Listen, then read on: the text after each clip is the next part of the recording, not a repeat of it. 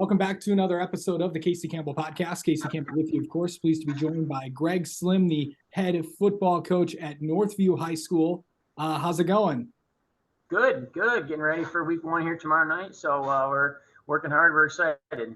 Of course, a lot of change so far this year in the NLL. Really going into, with the schedule and with all the new teams coming in. I can't remember, back in the day, I know that it's been so long with all the teams, with all the new things coming in, and you get to play your biggest rival week one. How exciting is that? And I bet the kids are stoked for it. Yeah, I mean, the new league, the NLL has always been one of the premier leagues in Northwest Ohio, and then you go ahead and you add teams like Whitmer, Fremont Ross, Clay. It's only going to get better. So, that's the first exciting thing. And then, yeah, obviously playing Southview week one instead of week 10 this year is a change for us. But, the kids are excited. The kids, they're excited. Anytime you get the whole town of city of Sylvania in one place on a Friday night, it's a fun atmosphere. So let's talk about how practice has been going. I know you had a couple scrimmages so far. Really, what have you kind of seen? What have you kind of looked for? Yeah, practice has been going good. We started August. We started August 1st. Obviously, Ohio, we're allowed to have some acclimation days in July. We have days we can use in July, and then non-contact days where we're allowed to use a football. So we've been kind of spreading those out and kind of prepping most of the summer with our workouts. We've been kind of going since June, just kind of getting ready for the season. And once August 1st came around, we've been all Southview prep. So we've been prepping for a few weeks now. We feel good. We had some injuries. We've been banged up a little bit, but we're starting to get healthy at the right time, knock on wood. So I'm hoping that we can stay healthy here over today and into tomorrow and over the next few weeks. And hopefully we got that little injury bug out of our system here. So I think things are going good, though. The kids are excited. We have 20 seniors on our roster, so most of them have played, in a lot of football games. So they obviously have been there, done that. A couple of them for multiple years. Connor Cody's going to be a 4-year letterman for us.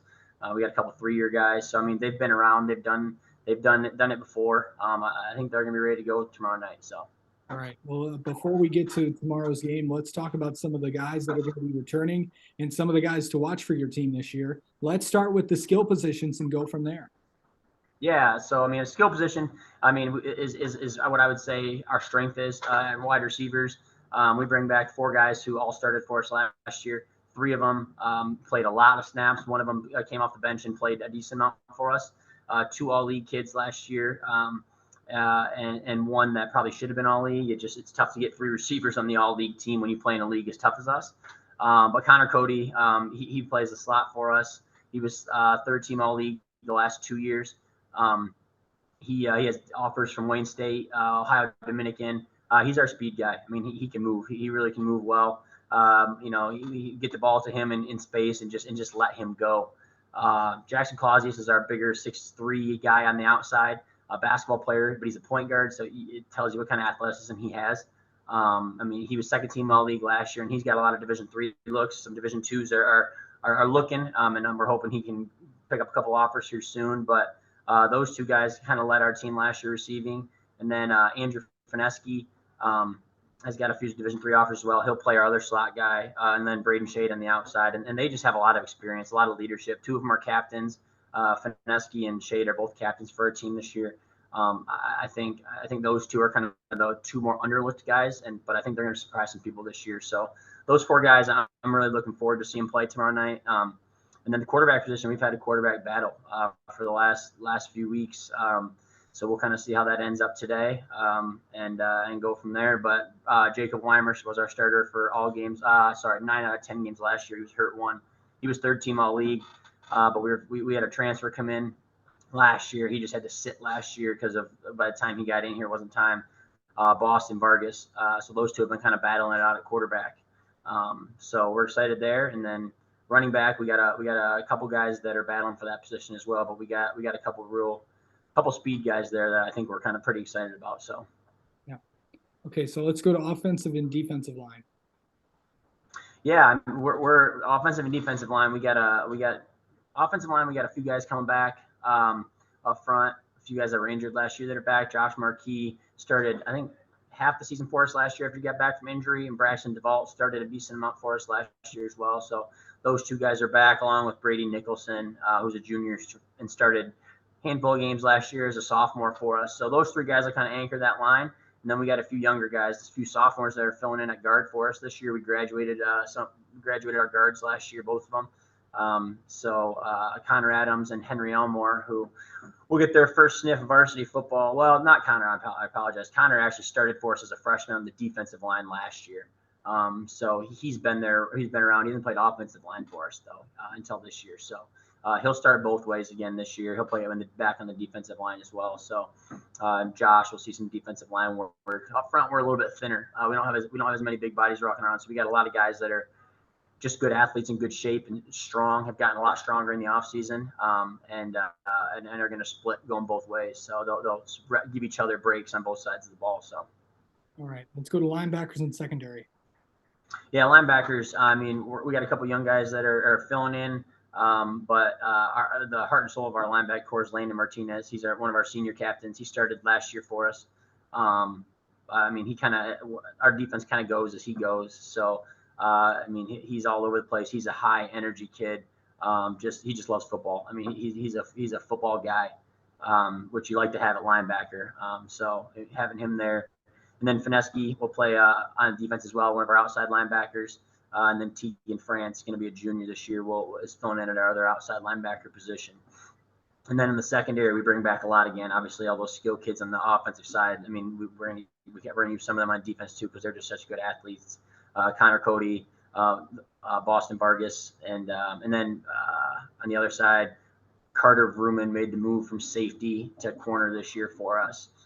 He's going to be a senior, so we're looking forward to those guys. And then our other safety is a big 6'3" downhill. I mean, he plays downhill fast. Gavin Rohrig, who's going to be a junior as well for us. So secondary-wise, we got a lot of talent back there, a lot of speed. So back half, I think we can expect some big things out of this year. All right. Special teams. Special teams, we've been fortunate since I've been here. We've had a Division I kicker pretty much every year since I've been here. Luke Pollock a few years ago graduated about 4 or 5 years ago now, and he's at Toledo now. And then last year, Alex Casey was All-State for the second year, first team All-State, second year at kicker punter, and he was honorable mention as a sophomore. So he's at Ohio University kicking this year. So this is the first year we really haven't had a football only guy, but I brought in a couple soccer kids. One who's played in a premier soccer team up in Michigan for the last few years and has not played high school soccer down here because high school soccer down here is in the fall as well for boys. So he was not able to do that, but he's coming